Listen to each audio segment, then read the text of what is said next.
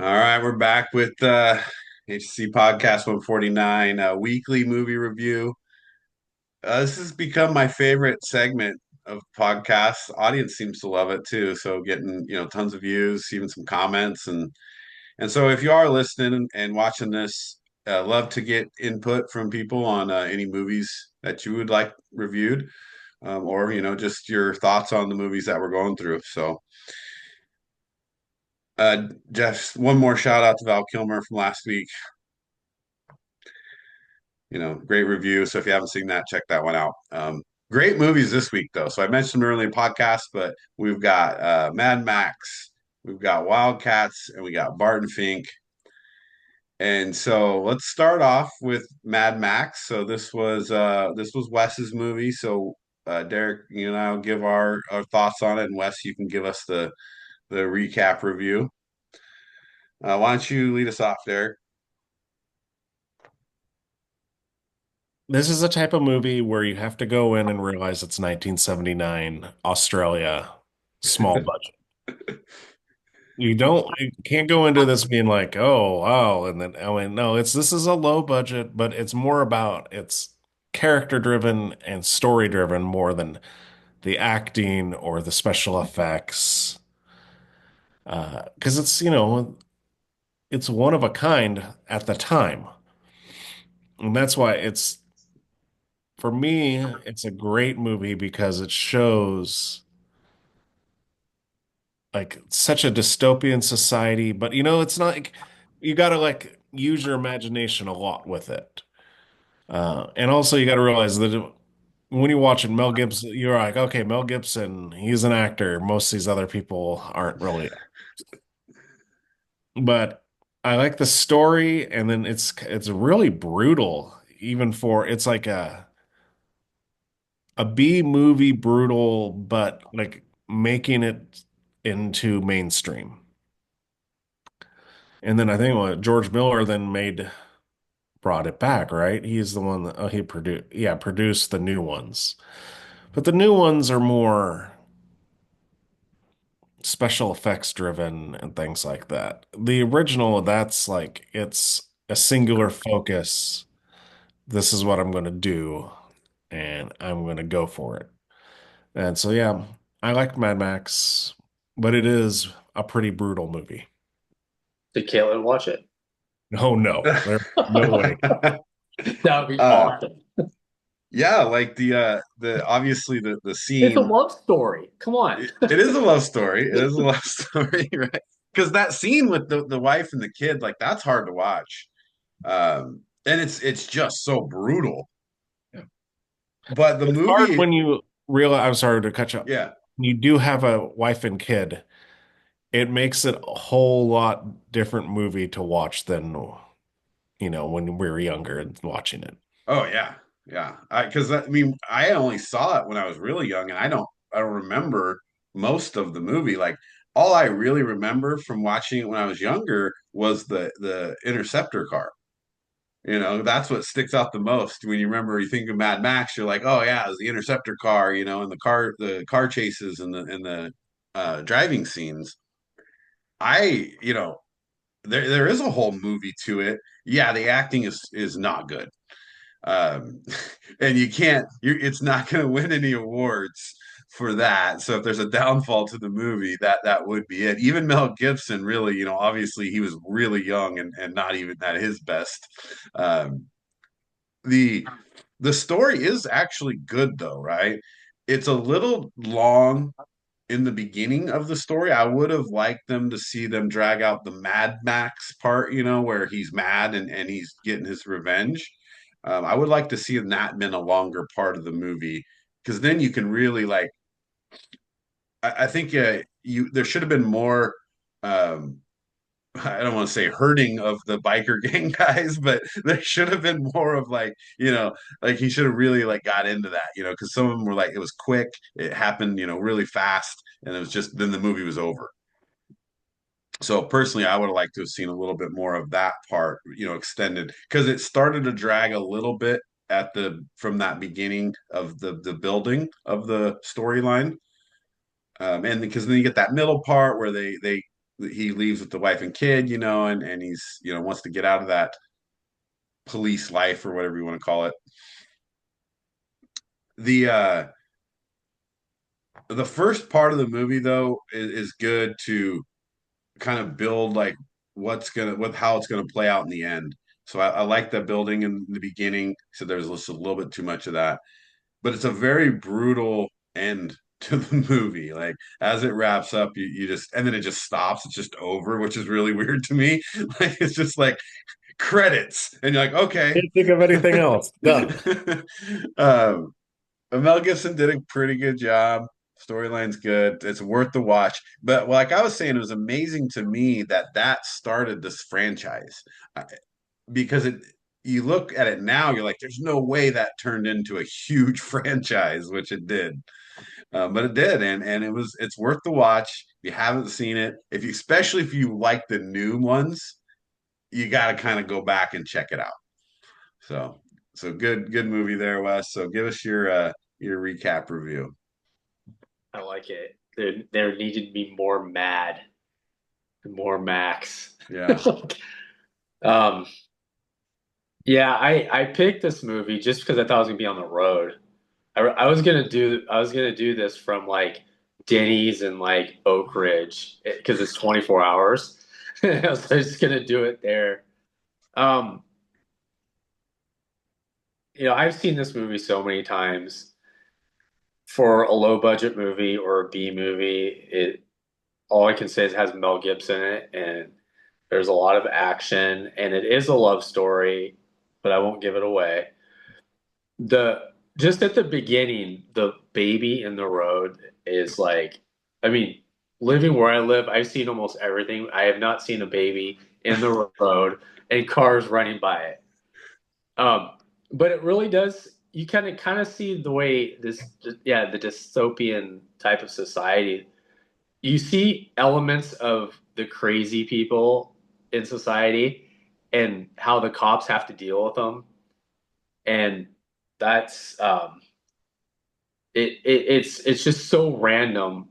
Some of the scenes and the villains and how Mel Gibson has to try to take out everybody.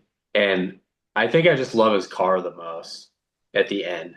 And the camera angles, as a filmmaker, you're always wondering how they did the camera angles with the white lines that low and the angles on the cars.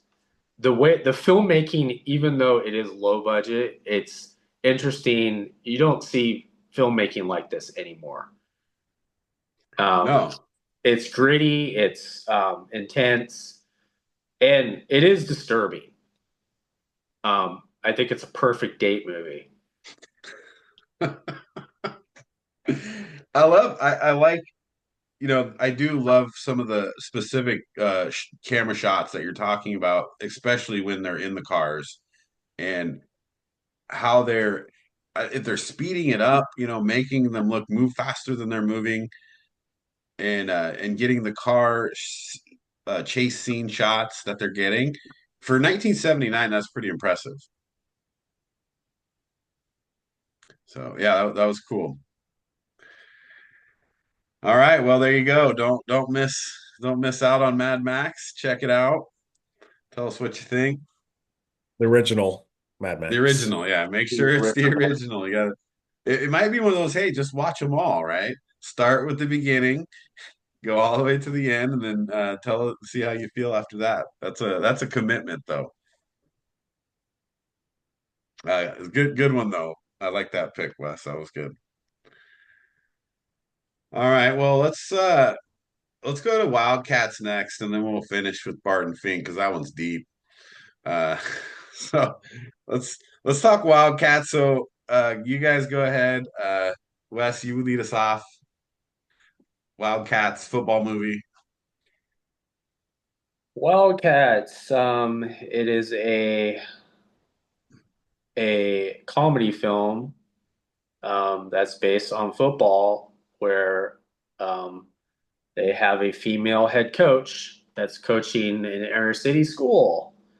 of let's just say misfits, and um, it's hilarious. Goldie Hawn is the lead, and she's so good in this movie. You see what a great actress she is. I mean, she's always funny, but yeah, it's just a great story about a bunch of kids that can't really field much of a football team, and it has.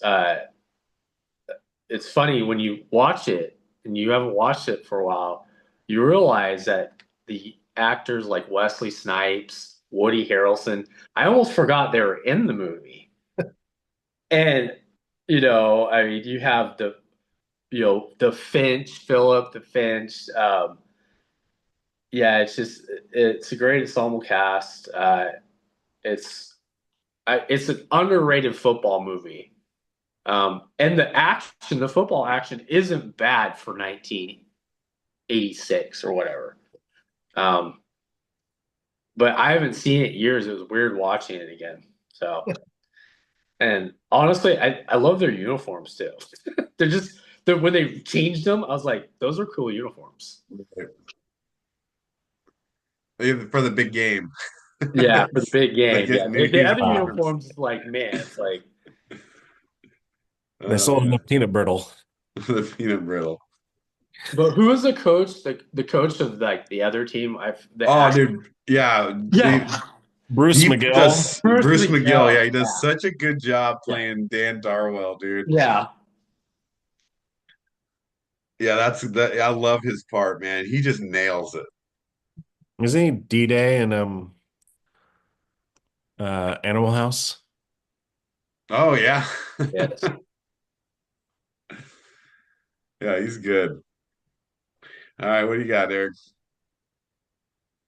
Well, like you probably, Steve, I've probably seen this movie, I don't know, 100-ish times.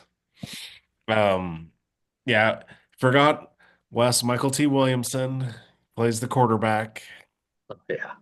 and Bird.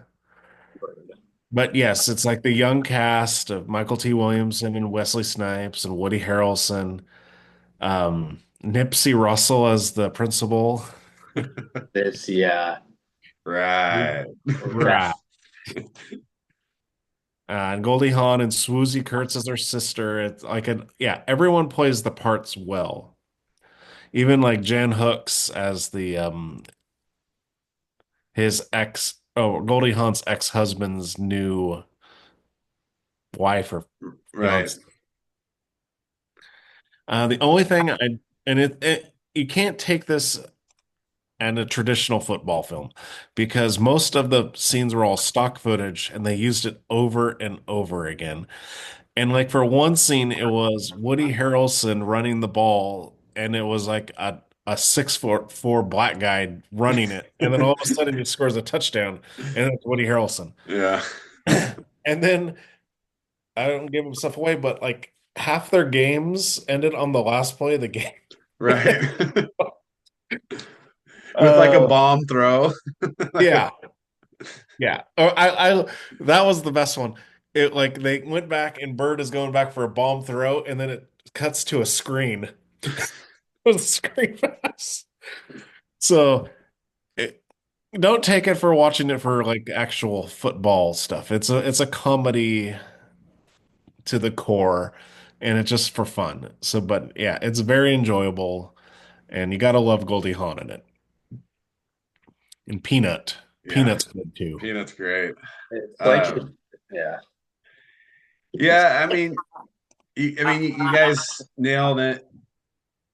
Goldie Hawn really is really great in the movie, but and it is a football movie. It is a comedy, but it's really like a story about, getting what you want and perseverance and at the time, obviously it's like no one thought a woman could be a varsity football coach, and it's kind of, changing the norm.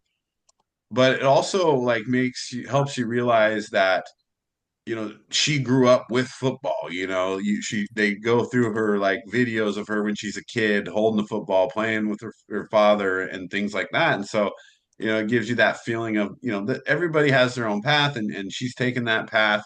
But then they turn it into, they got the funny scenes, and Wesley Snipes and Woody Harrelson are hilarious, in the movie, especially Wesley Snipes, man. He just cracks me up the whole movie. He really plays a good part in that. The what's the Bruce McGill playing Dan Darwell as the kind of the villain of the movie, is really good as well.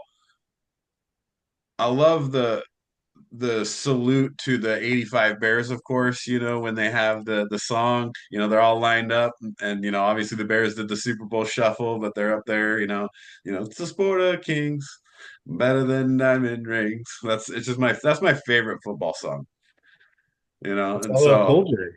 yeah, and LL Cool J does the song.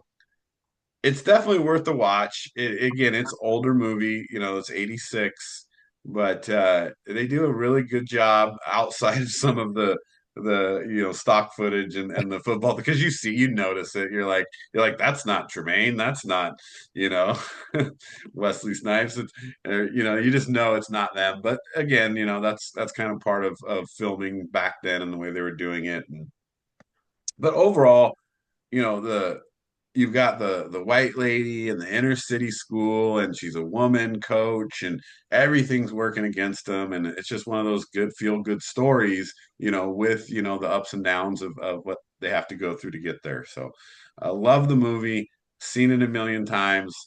I haven't seen it in a while, so watching it again, it just brings back great memories, and it's worth the watch. So if you haven't seen it, Wildcats, check it out. Tell us what you think. All right, so two good movies there, and so now we'll get into the last one here, which is Barton Fink. Had you seen this before, Wes? No, I've not seen it. Yeah, I hadn't either. I didn't know what it was.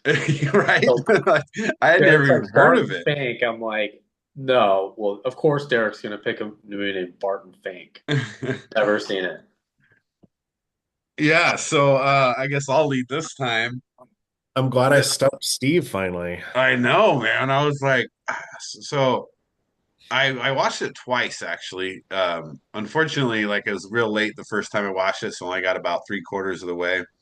Which then I watched this the second time and finished it up, and I was like, how did I not finish that movie? Because it just gets nuts at the end. But I mean, just to, in a review status of it, John Turturro, I mean, even the Coen Brothers said this. They really wrote this movie for him, with him as in mind as playing Barton Fink, and which he does such a good job acting, but also his mannerisms, the facial expressions he uses, even the way he moves, he walks, he sells the character so well that of what he's trying to do and what the Coen brothers want him to play, which it's just so believable. The other real interesting part about this movie is, you got John Goodman and the role he plays, really underrated as far as what people said about it later, right? I don't think after watching it and reading some of the other stuff, like he didn't get enough um, appreciation for his role. And I think the Coen brothers knew, having him in Raising Arizona and then him for that part that they wanted him to play in this, because I'm a big Raising Arizona fan, and I love John Goodman in that, and so to see him in this, I was like, oh, they knew what they were doing when they put John Goodman there, from their history with him. And story wise, it's a wild story. And then there's this like World War II, like Nazi anti-Semitism thing happening within the movie, within this Hollywood era, which was also, historically, fairly Jewish. And man, so there's a lot of undertones in the movie too, which make it even more kind of wild in that sense. And then you just got the scene with Goodman in the hall, and you're just like, wow, okay, like what are we doing here? And because that was intense. And then just like a little bit of a weird ending, but at the same time, like playing that, getting that picture with the girl back into it, right? That's been like they're like putting it throughout the movie, like getting you ready for it, preparing you for it. So and then there's so many other good actors that did played really good roles in the movie. The guy I liked the best was Tony Shalhoub. I think he just killed it. But I also love the guy, and I can't remember his name because he just passed recently too. That played the studio head. He's exactly who you'd think would be the Michael Lerner. yeah. He's exactly who you would think would be the studio head, right? So he did a great job with that. But overall, like I said, the storyline was just all over the place. Like great acting, top to bottom. Loved the movie. I can't believe I hadn't seen it before. So that's where I'm at. What's your take, Wes? Well, just to add to what you're saying, like you can't believe you haven't seen it before. Well, it's because a lot of people haven't seen it before. This movie actually cost more to make than it made Right. box office. But And it killed at con though. yeah, it was when you first turn it on, you're thinking, hey, okay, this is I like it because it's about writing and writing a script and how you want to keep what you're doing. You want to keep Hollywood out of your material. You don't want to be like everybody else.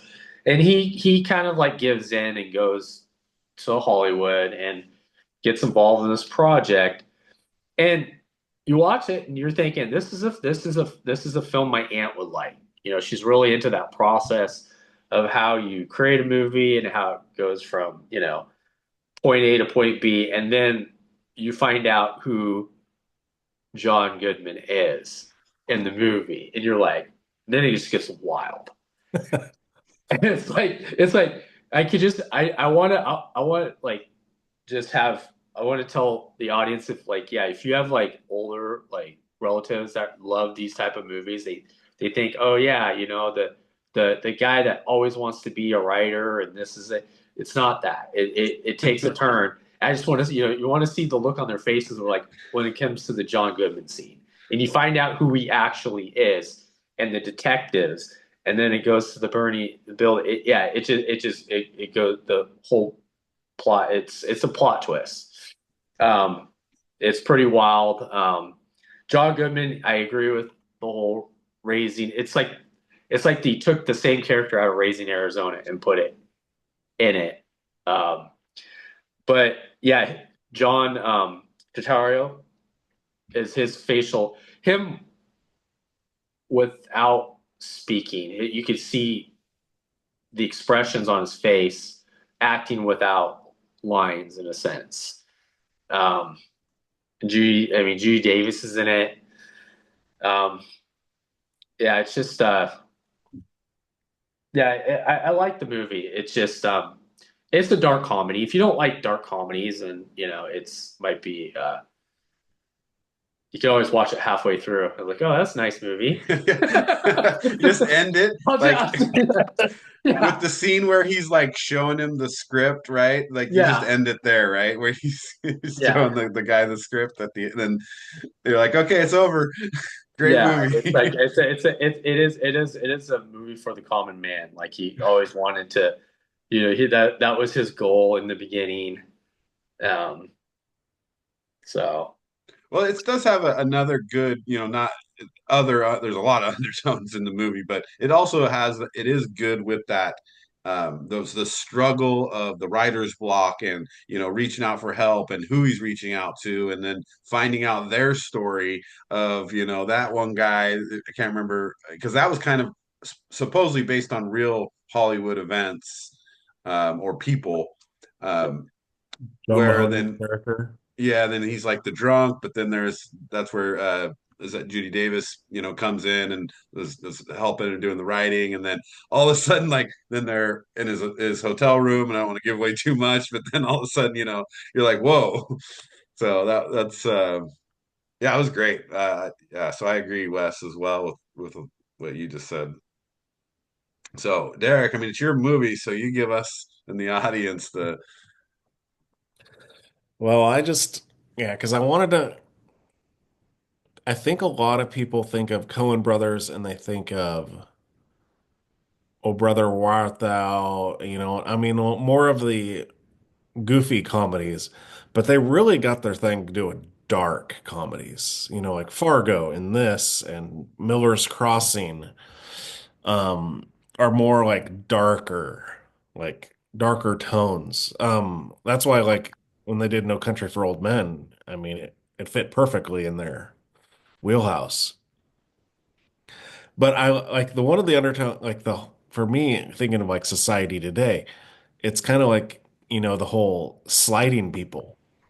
And in this, you have a whole thing of one comment change the trajectory of the whole movie. Just him talking with John Goodman at the beginning and him kind of like disregarding what John Goodman was saying actually put in place most of the events that happened at the end. right. And it's kind of interesting to think like, oh, how you talk to people sometimes, how they will perceive that and what they'll do with that information. Um, yeah. So, but yeah, it is. I love it because also it's a period pick piece. I guess I like doing those because I with like Yeah, 8 Men Eight Out Men with the Out same thing. and now this, right? Yeah. So it's nice to see like old Hollywood and kind of like the whole talking to the executives and all that, and like, and then going to Tony Shalhoub and he's the director and he's like, I'm just trying to make it quick, easy thing. And then even like we didn't even talk about Steve Buscemi and his little small Yeah, part. it's Chet. Yeah. He's like, "Are you a what is it? Trans? Yeah, are you a resident or are you? Yeah." Yeah. And It was that just and, random to see him. Like, what is he doing here? I know when he first come, yeah, I was like, that's Steve Buscemi. and the and then they said that the roles were specifically written for Goodman, Buscemi, and Turturro, all Right. three of their roles.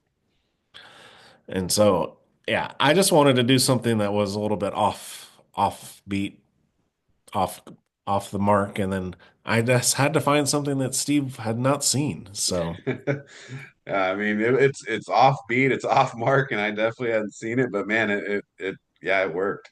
Um, yeah, it's funny. There's so many good lines in it, but you're right. When you're talking about like the way they're treating people, or kind of that, power versus non-power, right? It's the upper class versus the lower class, and that's another one of the undertones. I think the Coen brothers do that so well. And a lot of times people see their movies and they're like, it's all over the place. It never really makes sense where it's going, but it always makes sense where it's going to them, yeah. right? And so that was kind of that movie for me as well. It was like it was so just all over the place at first, but they always tie everything together. And it's one like, yeah, if you watch it again, then you're like, oh, Yeah, picking up on more stuff here. yeah. The funny, I mean, not funny, but one of the good lines from John Goodman when he's talking about his parents, when he leaves and comes back and he's like, oh, they're good people. And he's like, oh no. Yeah, exactly. Oh man. So yeah, it was good. That was a good pick. And so that's Barton Fink. If you haven't seen it, it's 91, I think. Was it 91? Yeah, I think so. Yeah. Yeah, so 1991. They called it a black comedy. And I don't know. There were funny parts, I guess, to me, but I didn't see it as a comedy. But I guess a black comedy would be a more accurate Dark comedy. uh, representation there. So yeah, good pick on that one. Like it.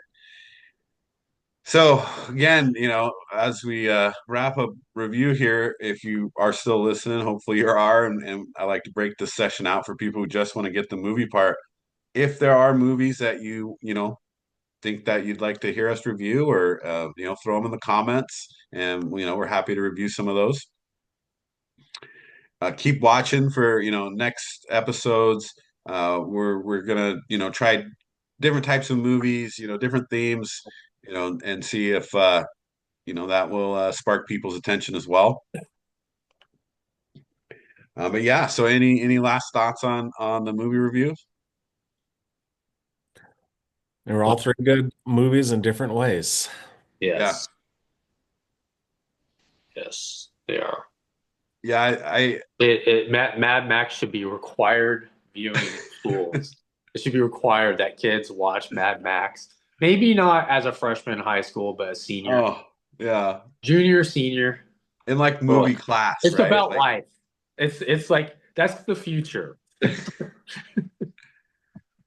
the when he gets his arm run over Yeah. and then he's shot in the leg and then his arm gets ran over, you're just like, come on, man. I've seen it like 10 times, and every time I see her and the baby, and I'm Oh, like, that's the worst, run, run, dude. and you're just like, go, go, and Yeah. it's like it's right there, like, and you're like, what are you doing? Like, how is Well, this happening? Is there an alternate ending? No. no. No. That scene is just it's He so would not be disturbing. Mad Max if it didn't. Yeah, he'd Right. be nice, Max. Yeah, nice Max. He'd be father of the year Max, taking his family all over Australia and But it fishing, is cool camping, and because he brings out the car. right. It's almost worth it because of the car. Yeah. Yeah, those are good. So, all right, well, we'll wrap there. Thanks for listening. Don't forget, subscribe and like. We really would like to hear some comments on, movies, and we'll continue to update on sports. NFL draft coming up. That's going to be a big one. And then we'll get to summertime, which we get into a lot more movies and entertainment as well. So, we'll see you next time. Thanks for listening.